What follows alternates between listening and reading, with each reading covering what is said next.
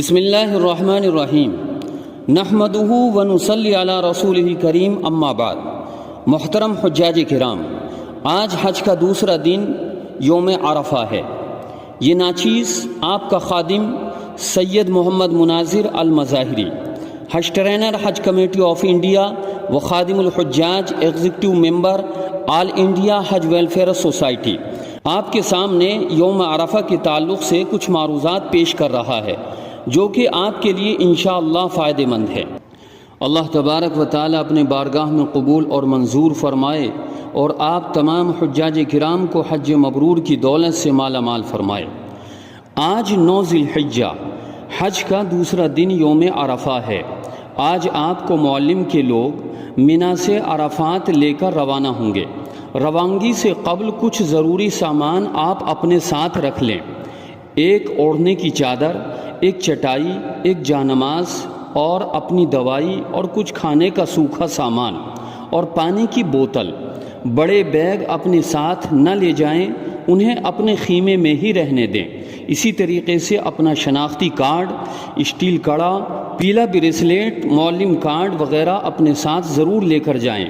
عرفات جانے کے لیے یا تو معلم کی طرف سے آپ کو میٹرو کارڈ دیا جائے گا تو آپ میٹرو ٹرین سے سفر کریں یا بذریعہ بس آپ کو لے جایا جائے گا۔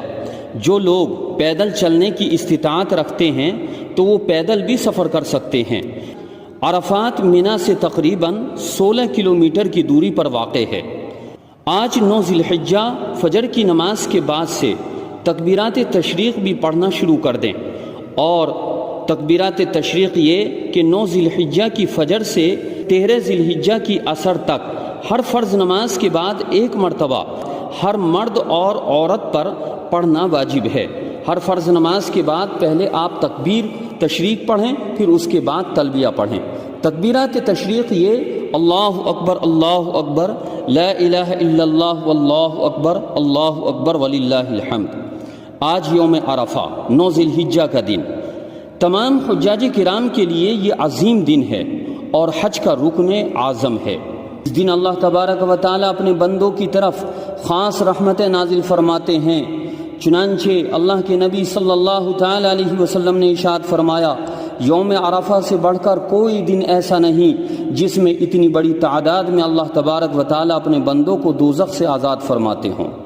یہی وہ دن ہے جس میں شیطان سب سے زیادہ مایوس اور غمزدہ نظر آتا ہے، کیونکہ آج کے دن اللہ تبارک و تعالی کی وسیع رحمت اس کی ساری محنتوں کو ضائع اور برباد کر دیتی ہے۔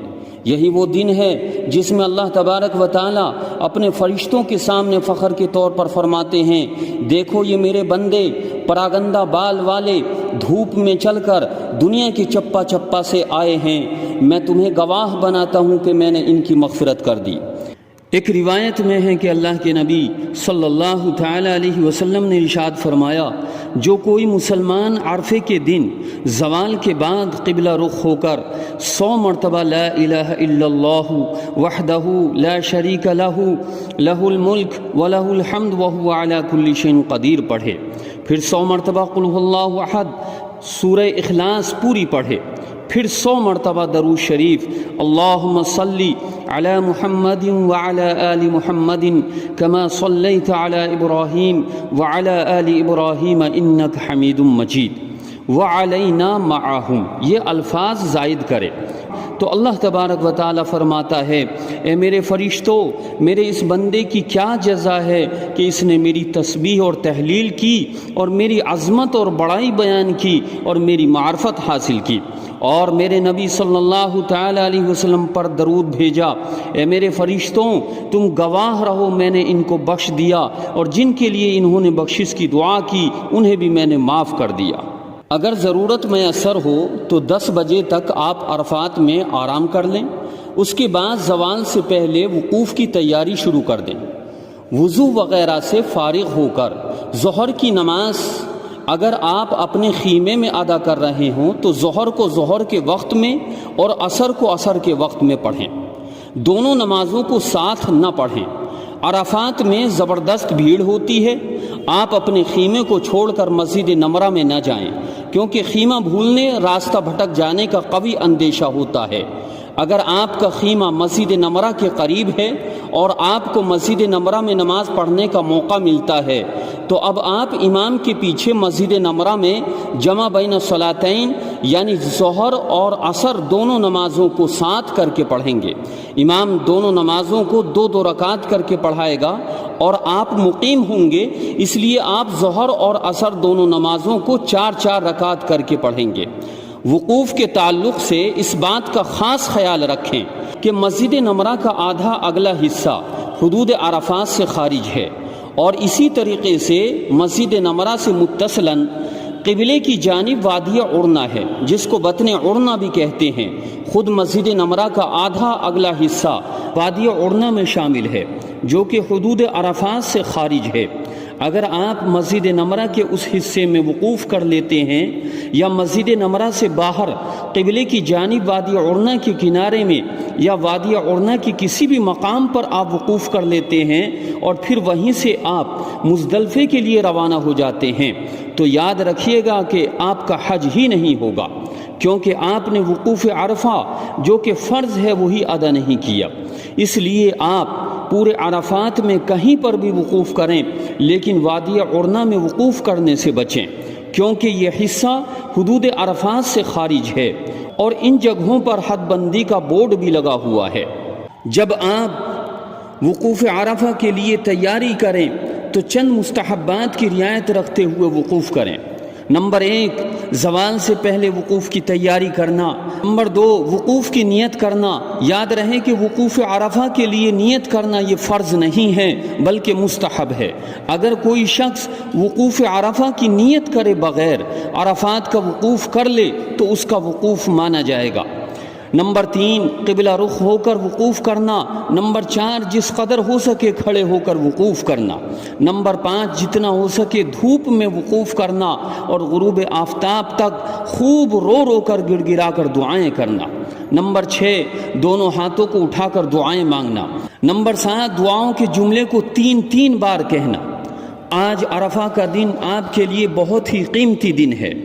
زوال کے بعد دونوں ہاتھوں کو آسمان کی جانب اٹھا کر تکبیر اور تحلیل حمد و ثنا اللہ کی بیان کریں اور رسول اللہ صلی اللہ تعالی علیہ وسلم پر درود شریف پڑھیں اور وقوف کی یہ دعا پڑھیں: لبیک اللہم لبیک ان الخیر خیر الآخرہ اللہم لا عیش الا عیش الآخرہ اللہم اہدنی بالہدی ونقنی بالتقوی واغفر لی فی الآخرۃ الاولی۔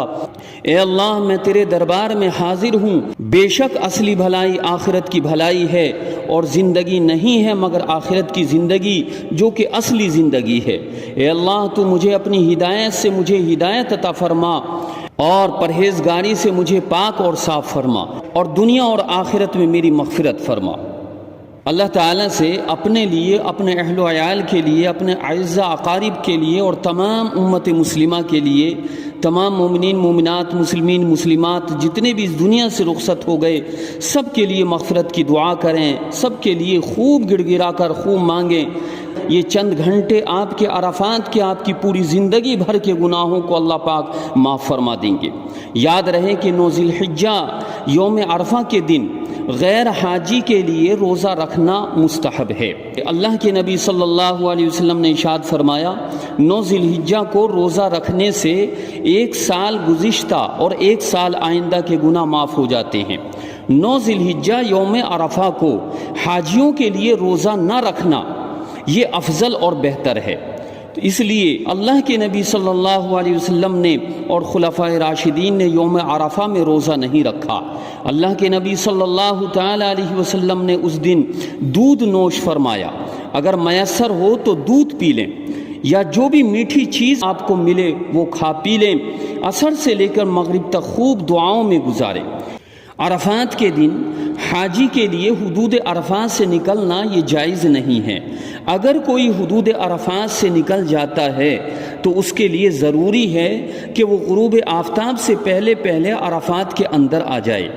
آج حاجی کے لیے مغرب کی نماز عرفات میں ادا نہیں کرنی ہے اور نہ ہی مزدلفہ جاتے ہوئے راستے میں ادا کرنی ہے۔ جب غروب ہو جائے تو مغرب پڑھے بغیر آپ عرفات کے میدان سے مزدلفے کے لیے روانہ ہو۔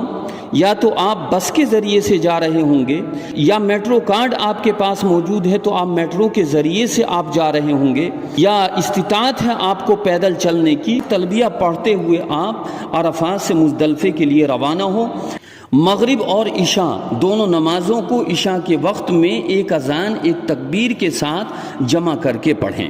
اللہ تعالیٰ آپ کے عرفات میں جمع ہونے کو قبول فرمائے اور تمام حج کے ارکان آپ کے لیے آسان فرما دے، اور اللہ پاک آپ کو حج مبرور عطا فرمائے۔